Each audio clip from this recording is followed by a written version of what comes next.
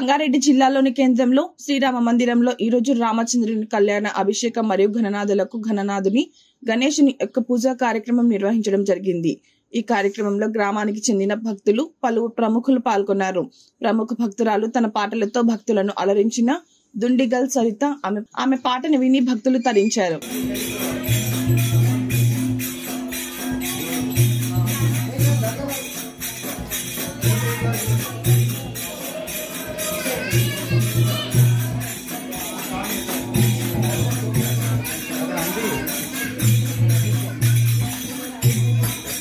అక్కడ అంది